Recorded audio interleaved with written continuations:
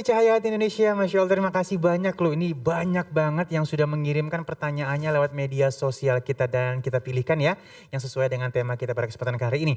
Dan Masya Allah, terima kasih untuk yang pertama, ini @galih.galuh. Mohon izin Kiai, ini untuk Kiai Syamsul Ma'arif. Pertanyaan beliau adalah, bagaimana caranya saya sebagai seorang suami bisa menenangkan keluarga saya yang terkena bencana? Padahal saya sendiri juga merasa sangat terpukul. Wah ini Masya Allah nih. Mewakili kita semua ini. Silakan Kiai. Ya, saya kira itu dirasakan oleh banyak orang. Tetapi perlu diingat bahwa semua makhluk hidup itu pasti akan mendapatkan ujian dan cobaan. Ketika ujian itu dirasakan oleh orang banyak, ini artinya semua merasakan, sudah dibagi banyak orang. Oleh karena itu sebagai istri harus diberikan pemahaman kesadaran, termasuk penjelasan-penjelasan keagamaan. Misalnya bahwa bencana yang ada itu bukan semata-mata azab dari Allah, tapi lebih dari kasih sayang Allah.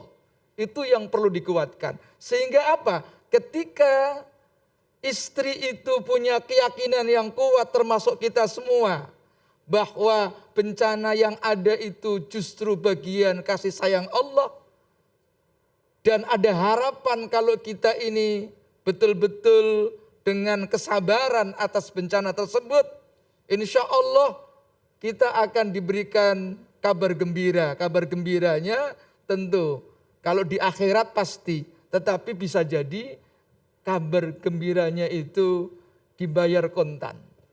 Makanya ada orang yang tingkatannya khos, ada yang tingkatannya cash.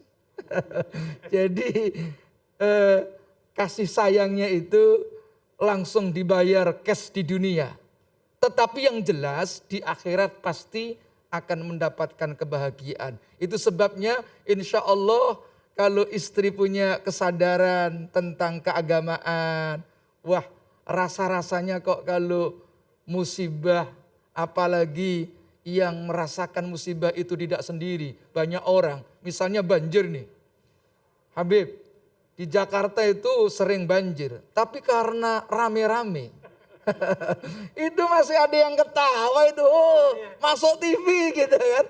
Malah main air. Iya malah main-main, itu artinya tidak begitu ya dirasakan karena apa? Rame-rame. Itu sebabnya ayat yang disampaikan dalam Al-Quran, inna lillahi wa inna ilaihi raji'un. Allah menggunakan kalimat inna seakan-akan Allah ingin mengatakan, hei yang saya uji itu bukan kamu sendirian.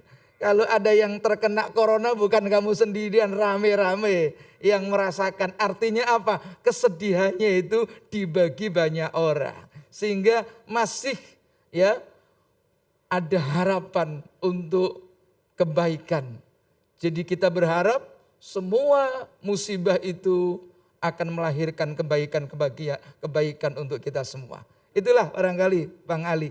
Iya baik Masya Allah ya, jadi besar hati nih kita ya. Besar hati. Jadi besar hati Masya Allah. Baik terima kasih Kiai dan mohon kesediaannya Al-Habib Nabil Al-Musawan. Yang kedua dari @nurul_b_b. Masya Allah ya. Pertanyaan beliau adalah, kenapa banyak orang yang tidak mengamalkan yang sudah tertera di dalam Al-Quran? Padahal dia rajin membaca Al-Quran. Nah. Baik. Permisi Kiai, Ustadz Ali yang dimuliakan Allah dan juga para pemirsa yang saya cintai karena Allah Subhanahu Wa Taala. Tadi dikatakan ada orang baca Quran gitu ya, tapi kemudian kok sedikit sekali gitu orang yang kemudian baca Quran tapi dia tidak mengamalkan. Nah hadirin wal hadirat yang dimuliakan Allah Subhanahu Wa Taala, di dalam salah satu hadis yang Nabi Muhammad Sallallahu Alaihi Wasallam menyebutkan, kata beliau, nanti di akhir zaman, sayati zamanun, ya, akan datang satu zaman, yurajji'unal Qur'an tarji'al ghina. Jadi orang hanya menjadikan Quran itu seperti lagu, gitu ya. Artinya apa? Ya dia baca tapi dia lebih kepada bagaimana keindahan daripada suara Al-Quran itu melupakan terhadap maknanya. Gitu ya. Di dalam hadis Ustadz Ali yang dimuliakan Allah dan juga para pemirsa, bahwa kita membaca Quran dengan lagu yang indah itu sunnah. Ya. Kata baginda Rasul SAW dalam hadis lain dikatakan, laisa minna man lam yataghanna bil Quran. Bukan termasuk golongan kami orang yang tidak merdu, tidak bagus ketika dia membaca Al-Quran. Tapi sebagaimana tadi saya sampaikan di awal, bukan hanya membacanya yang penting gitu ya. Jadi kata para ulama, pertama tilawatahu haqqa tilawati, harus baca dengan bacaan yang benar. Yang kedua tadabburu bil Quran, merenungkan kandung. Nah ini yang sedikit gitu ya. Sehingga Sayyidina Abdullah bin Umar radhiyallahu anhuma wa ardahuma ya.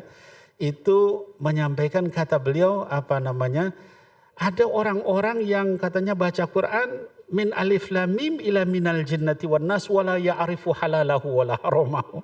Dia baca dari alif lam mim sampai minal jinnati wan nas. Artinya dari awal surat Al-Baqarah sampai akhir. Tapi dia nggak tahu mana yang halal, mana yang haram, mana perintah, mana larangan, mana ini hukum. Ya sehingga jangan sampai tenggorokan aja. Nah itu yang hendaknya kita hindari. Ya dulu anak-anakku sekalian yang saya cintai karena Allah, para sahabat itu mereka tidak membaca lebih dari 10 ayat kecuali dilakukan dulu sama mereka. 10 ayat baca dilaksanakan, udah ini minta lagi sama Rasul 10 ayat lagi dilaksanakan, begitu seterusnya. Sehingga mereka itu seperti Al-Quran yang berjalan. Ya, jadi Sayyidatina Aisyah radhiyallahu anha ketika ditanya bagaimana sih akhlaknya Nabi Muhammad SAW, kana khuluquhu Al-Quran. Ya, beliau itu seperti Quran yang berjalan. Nah jadi saran saya kepada para jamaah yang dimuliakan Allah, mari kita sekarang bukan hanya sekedar membaca, tapi juga tadabbur Quran, imani ayatnya, jangan kita tolak, laksanakan dalam kehidupan kita, maka insya Allah kita akan bercahaya hidup kita dan menjadi seperti orang-orang yang para salafus soleh, para aulia, para salihin, para ulama terdahulu, para nabi yang betul-betul mereka melaksanakan Al-Quran dalam kehidupan mereka. Saya kira demikian. Ya Allah, alhamdulillahirrahmanirrahim, banyak sekali ilmu yang sudah kita dapatkan pada kesempatan kali ini ya.